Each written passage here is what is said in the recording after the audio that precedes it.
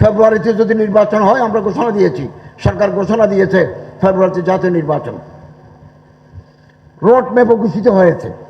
বাংলাদেশের 54 বছরের ইতিহাসে আমি প্রথম এই একটা সরকারের পূর্ণাঙ্গ মন্ত্রী, উপদেষ্টা, মন্ত্রীর মর্যাদায় উপদেষ্টা।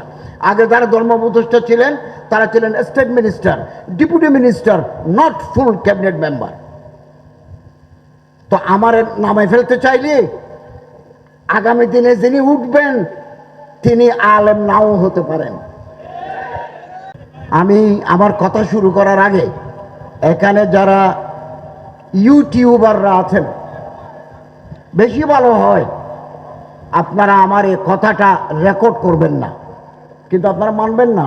ইট ইজ ইউর বিজনেস, আপনারা ব্যবসা করবেন, তুলবেন, তারপরে মারাত্মক হেডিং করে দিবেন ব্যবসা চালু রাখার জন্য। যেটা আমি বলি নাই ওইটাকে একটা হাইলাইট করে দিলেন, তো আমাকে তো জবাব দিতে হবে। আমি তো সরকারের ভিতরে, আমার তো অনেক নিয়ম কানুন মেনে চলতে হয়। আপনি আপনার ব্যবসার স্বার্থে এটা মারাত্মক হেডিং করে দিলেন যে ধর্ম উপদেষ্টার হুমকি, ধর্ম উপদেষ্টার চ্যালেঞ্জ, মানে মানুষের যেন ঢুকে দেখে কোনো চ্যালেঞ্জও নাই, কোনো হুমকিও নাই, ছবি তোলে না জানাই। আমি এদিন অফিসে বসে কলার পাউরুটি খাচ্ছি, তা আমি খাবো না? আমি তো খেতে পারি কলার পাউরুটি, সবসময় খাচ্ছি বেরিয়ে হবো তো কথা নাই। কোন মুহূর্তে এক মুফতি কাসেমি আমার সামনে ছিল, সে কখন আমার ছবি তুললো আমি টের পাই নাই। পরদিন ফেসবুকে দেখি অনেকে ভালো কমেন্টও করছে, কিন্তু খারাপ কমেন্ট করতে কতক্ষণ। এই যে আমার বেলায় যা ছবি তুলে ফেসবুকে দিল, এটি সরিয়ে নুক্তায় নজরে হারাম, সরিয়ে নুক্তায় নজরে হারাম। এগুলো করবেন না, আমাকেও বিপদে ফেলবেন না, আপনারাও বিপদে পড়বেন না। এগুলোর জন্য দেশে আইন আছে, সাইবার সিকিউরিটি ল আছে, you will be in trouble. আর যদি ভালো মতে রেকর্ড করে প্রচার চালাতে চান আমার কোনো আপত্তি নাই, কিন্তু ব্যবসায়িক স্বার্থে আজে বাজে হেডিং দিই বিব্রত করলে আমি বিব্রত হব, আপনিও বিব্রত হবেন। আর এখন আলেম ওলামা ছাত্রদের হাতে মোবাইল, কেন এই ছেলে ছবি তুলতেছে? এটা তো আমার এজাজত ছাড়া ছবি তোলা হারাম। তারপরে ফেসবুক দি আমাকে বিব্রত করা, এটাও হারাম। ওয়ালা তাজাসসু ওয়ালা ইয়াগতাব বাযুকুম বাযা। এগুলো কেন আলেম ওলামারা করতেছে, তালেব ইলমরা করতেছে। স্কুল কলেজের ছাত্র করলে কোনো আপত্তি ছিল না, তাদের ধর্মীয় জ্ঞানের অভাব। কিন্তু তালেবে আলম মাদ্রাসার হুজুররা প্রত্যেকের পকেটের ভিতরে একটা মোবাইল বের করে তারপরে ফেসবুকে দেবে। এখানে বসছি, ক্লিক ক্লিক মারতে আছে। পাশে কত মানুষ থাকে, পাশে যাত্রী আছে, পাশে রিক্সাওয়ালা আছে, পাশে ডাক্তার আছে, ধর্ম অঙ্গতের সাথে অমুককে। কি ফিতনাতে পড়ে গেলাম আমরা, সভ্যতার অভিশাপ। সম্মানিত হাজরিন, আমাদের মুক্তির পথ রাসূলুল্লাহ সাল্লাল্লাহু আলাইহি ওয়াসাল্লামের সিরত উসওয়া হাসানা। এবং একথা মনে রাখবেন, হযরত মাওলানা হাফেজ মাযুদ্দিন সাহেব বড় হুজুর, আল্লাহ ওনাকে অনেক মর্যাদা দিয়েছেন, বড় মুফতি, বড় মুহাদ্দিস, বড় মুফাক্কির, বড় মুআল্লিম। ওই মর্যাদায় আমি পৌঁছতে পারি নাই, সে ইলম, সে তাবাহুর আমার নাই। যেহেতু আমি উঠতে পারি নাই, মৌলানা মাদুদ্দিন সাহেব, মুফতি মাদুদ্দিন সাহেব উঠছেন, মৌলানা মাহমুদুল হক সাহেব উঠছেন, চরমনের হযরত পীর সাহেব উঠছেন, আমি উঠতে পারি নাই। তো আমার মনের ভিতরে বেদনা, দুঃখের আগুন জ্বলে। সে আগুন গ্লানি হয়ে আমরা ফেসবুকে লিখি। এটা হচ্ছে মনোবৈজ্ঞানিক কারণ। কেন আমরা একজনের বিরুদ্ধে একজনের লিখি? কেন একজনকে অসম্মানিত করি? সম্মানিত করতে পারি না? আপনার ভিতরে যে জৌদত, আপনার ভিতরে যে ইলমি তাবাহুর, আপনার ভিতরে যে তাফাক্কুহ ফিদ্দীন, এটাকে আমি আপগ্রেড করতে পারি না, উপরে তুলতে পারি না? না, আপনাকে হেয় করতে পারলেই আমার যেন কলিজার শান্তি হয়। এটা হচ্ছে ব্যর্থতার গ্লানির জন্য তারা ফেসবুকে লিখে। ফেসবুকে যারা আজেবাজে কমেন্ট করে তারা ভালো লোক নয়, তারা ছোট লোক। ছোট লোকের কাজ হচ্ছে ছোট কাজ। বড় মানুষের কাজ হচ্ছে এগুলোর দিকে না তাকানো। জবাবে যা হেলা বাসত খামোশি, চুপ থাকাটাই হচ্ছে বড় শাস্তি। এটা ফিতনা, আধুনিক জামানার ফিতনা, বিজ্ঞানের ফিতনা, কার্স অফ দি সিভিলাইজেশন, সভ্যতার অভিশাপ। এটা মুহূর্তের ভিতরে ভাইরাল হয়ে যাবে।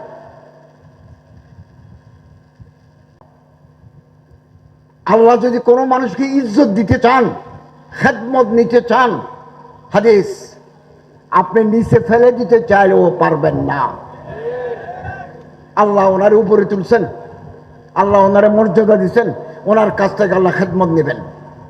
হজরত আল্লামা মামুনুল হক সাহেব, হজরত আল্লামা মাহফুজুল হক সাহেব, হজরত মুফতি আমাদউদ্দিন সাহেব, চরমনের পীর সাহেব হুজুর, যাত্রাবাড়ির বড় হুজুর, হজরত মৌলানা মহিউদ্দিন মাহমুদুল হাসান জিদুল আলিকুম, এই ফরিদাবাদ মাজার মোহতম সাহেব, এগুলো আমাদের মৌলানা হাসান জামিল সাহেব, আমাদের মাতার তাস, আমার দেশের রত্ন।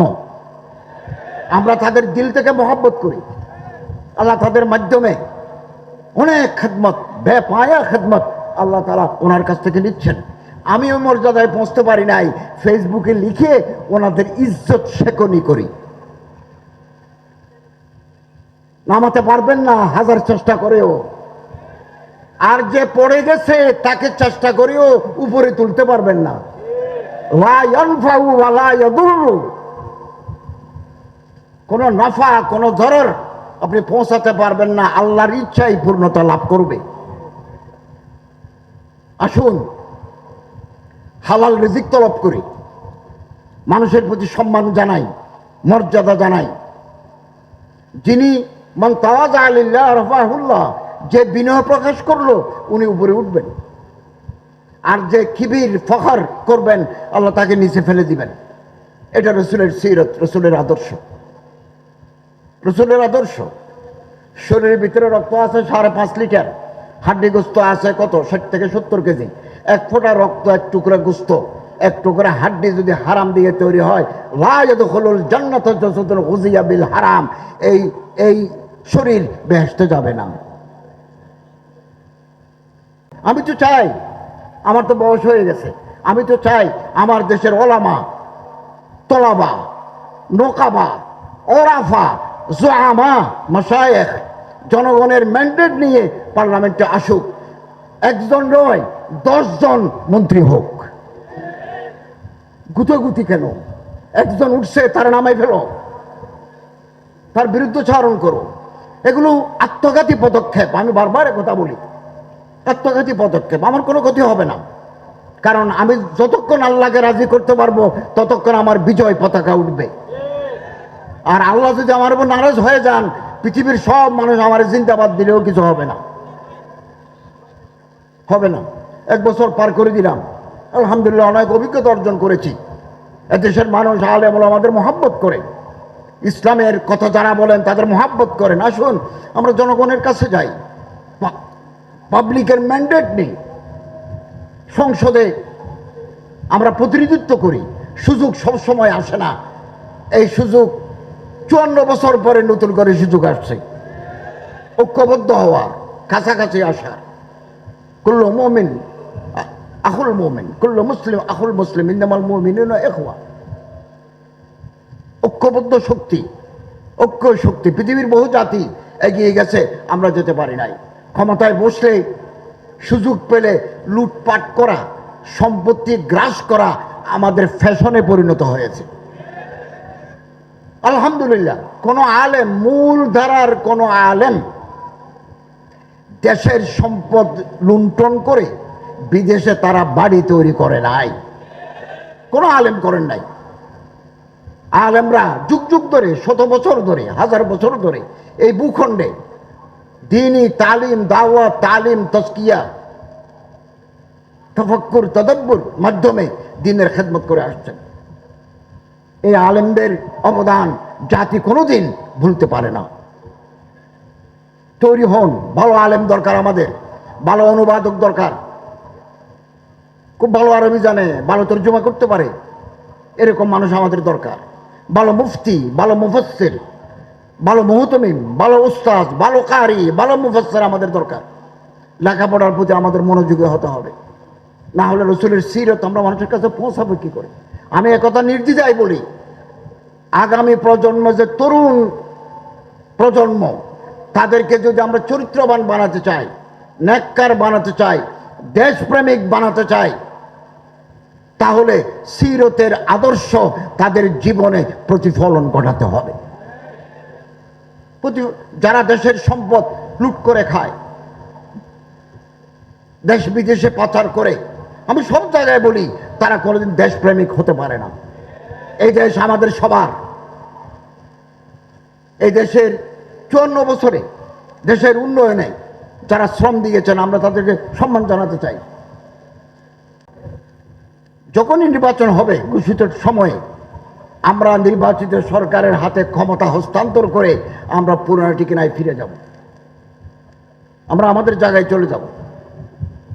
আমরা এটা প্রতিশ্রুতিবদ্ধ। অতএব আমাদের অন্তর একেবারে পরিচ্ছন্ন। আমরা রাত দিন পরিশ্রম করছি, রাত দিন। ২৫০০ একর ওয়াকফের জমি বছরের পর বছর ধরে জবল দখলকারীরা দখল করে নিয়েছে, ব্যাহত হয়ে গেছে সারা বাংলাদেশে ২৫০০ একর। আমি কিছু উদ্ধারের ব্যবস্থা করেছি। এই কিশোরগঞ্জ, ব্রাহ্মণবাড়িয়া, চট্টগ্রাম, সিলেট, যশোর, নওগাঁ, আমরা বেশ কিছু জমি উদ্ধার করেছি, আরও কিছু উদ্ধার করার চেষ্টা করব। বিভিন্ন মাজারে, মাদ্রাসায়, ওয়াকফ জায়গায় লক্ষ কোটি টাকা জমা হয়, এগুলো লুটিপুটে খাচ্ছে। এক শ্রেণীর সিন্ডিকেট করে এগুলো আত্মসাৎ করে ফেলছে। পাগলা মসজিদে গেছে কিশোরগঞ্জ, 90 কোটি টাকা ফান্ডে জমা আছে। জেলা প্রশাসক বলেন 90 কোটি 60 লক্ষ টাকা জমা আছে। তুরস্কের আদলে আমরা ওখানে একটা বড় কমপ্লেক্স করব, হেফজখানা থাকবে, মাদ্রাসা থাকবে, তারপরে কনফারেন্স রুম থাকবে, লাইব্রেরি থাকবে, এবং ওখান থেকে লাভের কিছুটা অংশ ফতোয়া আছে, জামিয়া এমদাদিয়া কিশোরগঞ্জের ফতোয়া আছে, ওখান থেকে লভ্যাংশ আমরা গরিব দুঃখী মানুষকে দেব।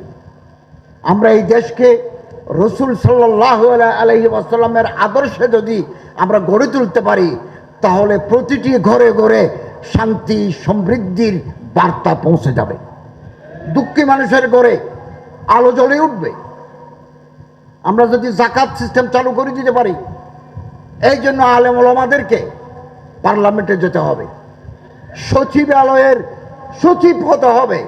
এখন আমার তো অনেক দরকার, আমার একজন এডিশনাল, দুজন এডিশনাল সেক্রেটারি দরকার, জয়েন্ট সেক্রেটারি দরকার, ডেপুটি সেক্রেটারি দরকার, আমার তো নাই। আমারে বলছে আপনি তালিকা থেকে ফিড লিস্ট থেকে নেন, কই? আমরা তো এক জায়গায় জমা হয়ে আছি। We have been confined within a particular platform. দুপখালা মাঠে দেখা যায়, বাচ্চার ভিতরে দেখা যায়। কই? রাষ্ট্র পরিচালনার জন্য, সেনাবাহিনী পরিচালনার জন্য, বিমান বাহিনী পরিচালনার জন্য, নৌবাহিনী পরিচালনার জন্য আমাদের তো লোক নাই। কাহাতুর রেজাল মানুষ তৈরি করতে হবে। আগামী দিন আমরা দুনিয়া থেকে বিদায় নেব, যারা আসবেন আগামী দিনে এই দেশে সিরাতুর রাসূলের আলোকে একটা সুন্দর রাষ্ট্রীয় ব্যবস্থা, সামাজিক কাঠামো তৈরি হওয়ার জন্য আপনাদের প্রস্তুতি নিতে হবে। গরম বক্তৃতা করলে হবে না। গরম বক্তৃতা is not final solution to all. পরিকল্পনা মাফিক এগিয়ে যেতে হবে। কই? আমাদের কি কোনো পত্রিকা আছে? আমাদের একটা ন্যাশনাল ডেইলি, একটা গণমাধ্যম আমাদের হাতে নাই। ওলেকিন কলম দর কফে দুশ্মনাস্ত, দুশ্মনের হাতে কলম তুলে দিয়েছি, কলম আমাদের কলম তাদের হাতে তুলে দিয়েছি। কে লিখবে? অতএব ভাবতে হবে, ফিকির করতে হবে। উম্মতের যারা মুফাক্কির, উম্মতের যারা রাহনুমা, তাদের পরামর্শ মতো আমাদের চলতে হবে। নিজেদের মধ্যে ভেদাভেদ, নিজেদের মধ্যে ভুল বুঝাবুঝি, এগুলো অবসান ঘটাতে হবে। আমি সব সময় বলি, এখনো বলছি, মঞ্জিল সে আগে বড়কর মঞ্জিল তলাশ কর। মিল যায় তুঝে দরিয়া তো সমন্দর তালাশ কর।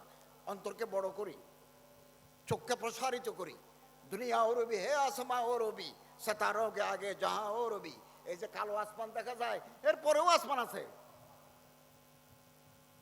এত ছোট হয়ে গেলে হবে? এত ছোট? আলহামদুলিল্লাহ, সামনের দিকে যারা যায়, মুজাহিদ যখন ময়দানে যায়, শাহসওয়ার অশ্বারোহী, পিছনে কিছু কুত্তা, নেড়ি কুত্তা, যার শরীরে ক্যাশ নাই, সে ঘেউ ঘেউ ঘেউ ঘেউ করে। মুজাহিদের সময় নাই পিছনে ফিরে তাকানো, পিছনে তাকানোর সময় নাই। ইংরেজিতে একটা কথা আছে, ডগ বার্কস ক্যারাভান গোস, উঠতা রহেগা কাফেলা চলতা রহেগা। যারা যায় উপরে, যারা উঠে, তারা নিজের নিঃশ্বাসের আওয়াজ নিজের কানে শোনে না, পিছনের গুলো শুনে। আমাদের অনেক বড় লক্ষ্য উলামায়ে কেরামের বেপায়া খেদমাত কারনামা আমাদের তুলে ধরতে হবে। এত বিশাল গোষ্ঠী যারা জীবন উৎসর্গ করেছেন দ্বীনের জন্য, তারা দুনিয়ার কোনো লাভের জন্য করে নাই। ওনাদের কারনামা, ওনাদের খেদমত জাতির কাছে আমাদের তুলে ধরতে হবে ইনশাআল্লাহ আজিজ। আমরা সিরত রসুল, তাআম্মুলে সাহাবা, সাহাবায়ে কেরামদের জীবন কাহিনী, তাদের জীবন আদর্শ আমরা যদি মেনে চলি, সিরত রসুল, সিয়রুস সাহাবা আমরা যদি মেনে চলি, আমাদের জীবন 16 কলায় পূর্ণ হবে।